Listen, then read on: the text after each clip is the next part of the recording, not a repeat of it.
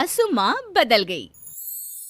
कहानी उस घर की है जहां बहू और बेटी को एक माना जाता था, लेकिन फिर अरे शिखा बेटा, तू रसोई में क्यों घुसी रहती है? जा, रोटी मैं बना लूंगी। नहीं नहीं माँ जी, आप बैठिए, बस सारा खाना बन ही गया है। श्वेता को बोल देती हूँ, वो खाना लगा देगी सबका। सॉरी भाभी, मेरे पास वक्त नहीं है।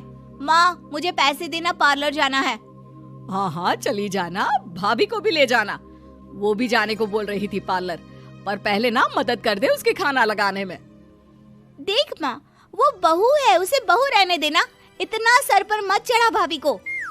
श्वेता, ज्यादा मत बोला कर। बहू और बेटी में कोई फर्क नहीं होता है। जा जाकर काम कर।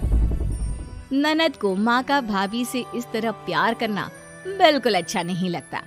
वो बार बार किसी न किसी तरह माँ को भाभी के खिलाफ भड़काती रहती, लेकिन कोई फायदा ना होता।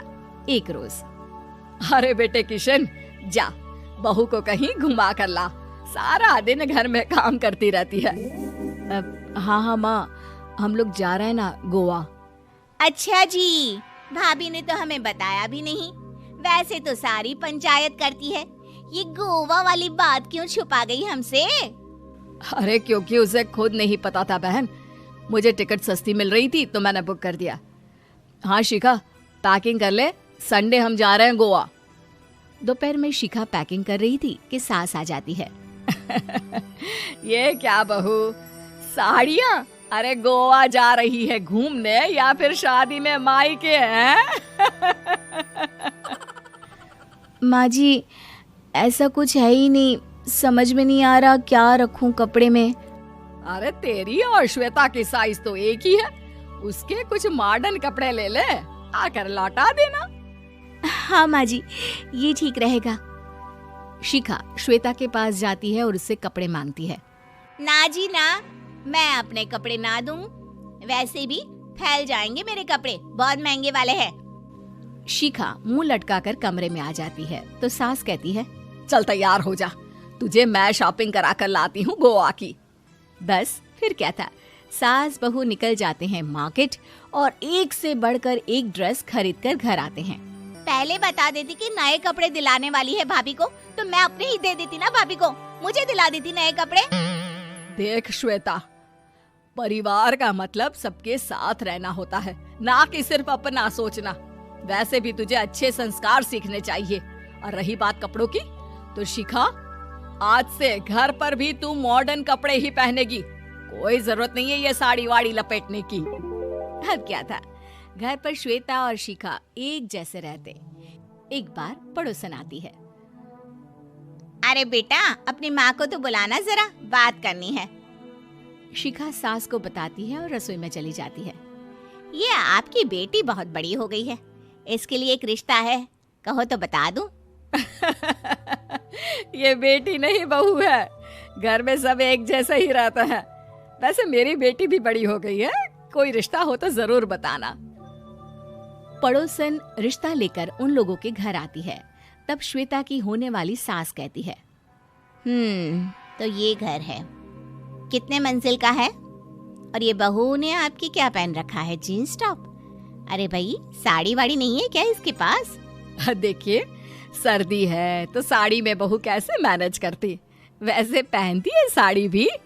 देखिए, हम लोग ठहरे पैसे वाले लोग, कोई कमी नहीं है हम लोगों के पास पैसों की, बहुत पैसे हैं, जमीन, नौकर चाकर, कार, सब कुछ है, लेकिन घर में संस्कारी बहू चाहिए। समझ रही हैं ना आप? सास कुछ कहती कि श्वेता बोल पड़ती है, हाय रे, नौकर चाकर से लेकर जमीन, कार, पैसा, हाँ हाँ मुझे रिश्ता मंजूर है, मंजूर है मुझे। अरे रुक जा श्वेता, मैं बात कर रही हूँ ना। देखिए, हम लोगों के घर इतनी आजादी नहीं मिलेगी। अरे हाँ कर देना माँ, हाँ कर दे जल्दी से। सास क्या करती, बेटी की शादी ऐसे घर में कर देती है जहाँ ना उनके विचार मिलते हैं और ना ही आचार। शादी के बाद एक रोज फोन पर, श्वेता बेटा, एक बार घर आ जा, बहुत दिल करता है तुझे देखने का। माँ, वो घर पर बहुत काम होता है, कैसे आऊँ? बड़ा घर है, लेकिन आने जाने वालों की लाइन ही लगी रहती है। बेटा मैं तो जानती थी उस घर का हाल, लेकिन तू ही नहीं मान रही थी। माँ देख, हर घर का यही हाल है। तेरी बेटी को यहाँ घूंघट हटाने की परमिशन नहीं है और एक तरफ भाभी स्कर्ट पहनकर घूम रही है। बेटा मुझे क्या पता था कि मेरी बेटी को ससुराल के नाम पर पिंजरा मिल जाएगा। अच्छा माँ, फोन रखती हूँ, सास को गर्मा गर्म रोटी खिलानी है। तुम लोगों की तरह नहीं कि एक रोटी बनाओ, एक सब्जी बनाओ, फिर सारा दिन फ्री होकर घूमो। सास फोन तो रख देती है, लेकिन सोच में पड़ जाती है कि एक तरफ बेटी जिसे कोई आजादी नहीं, वहीं दूसरी तरफ बहू जिसे देखकर लगता ही नहीं कि उसकी शादी भी हुई है। अगले रोज। शिखा, अरे ओ शिखा। हाँ माँ, क्या हुआ? कुछ चाहिए आपको? मैं जिम जा रही थी। जिम के कपड़ों में बहू को देखकर सास को घूंघट में अपनी बेटी का ख्याल आता है। देख बहू, घर में बहू की तरह रहा कर। इतने टाइट कपड़े पहनकर जिम जाना पसंद नहीं मुझे। जा जाकर रोटी बना। रोटी? माँ अभी तो शाम की 6 बजे हैं, इस वक्त रोटी? अब क्या मेरे खाने पीने पर भी पहरा है? अरे जब मर्जी तब मैं अपने घर में खा भी नहीं सकती क्या? बहू को अजीब लगता है। वो समझ नहीं पाती कि जो सास कल तक इतनी सपोर्टिव थी, उन्हें अचानक से क्या हो गया। वो किचन में जाती है, गरम रोटी के साथ 2 तरह की सब्जी, रायता, सलाद सब लेकर सास के पास आती है। माँ जी, खाना। इतना सारा खाना? राक्षस समझा है क्या मुझे? रोटी मांगी थी मैंने गर्मा गर्म बस। पर माँ जी, रोटी खाती किससे आप? सब्जी तो बनानी थी ना। अरे भूख मर गई मेरी तेरी बहस से। जा जाकर काम कर, अंदर पूरी रसोई साफ कर। बहू अंदर चली जाती है। थोड़ी देर में श्वेता घर आती है। अरे शिखा जल्दी से चाय ला, पकवान बना, मेरी बेटी आई है। अरे नहीं नहीं माँ, ड्राइवर बाहर खड़ा है। मैं तो घर का कोई सामान खरीदने के बहाने यहाँ आ गई हूँ, मुझे जाना होगा। अरे बेटा, पर कितने दिनों बाद देख रही हूँ तुझे, रहने आ जाना 2-4 दिन के लिए। आ जाऊंगी माँ, जब मेरी सास मरेगी तब।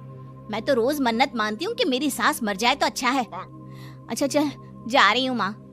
हे भगवान, कैसे कैसे दिन देखने पड़ रहे हैं मेरी बेटी को। सास अंदर जाती है, जहाँ श्वेता की जिम वाली सहेली का फोन आया होता है। क्या बात है, आज जिम नहीं आई? अरे पता नहीं यार, आज माँ को क्या हो गया अचानक। पर खैर कोई नहीं, लगता नहीं कि मैं अब जिम आ पाऊंगी। शिखा स्पीकर पर बात कर रही थी, जिसे सास सुन रही थी। यार ये सास ना होती ही ऐसी है। मैं तो कहती हूँ बुढ़िया जल्दी मरे और तू आराम से जिए। शिखा को सहेली की बात पर गुस्सा आ जाता है।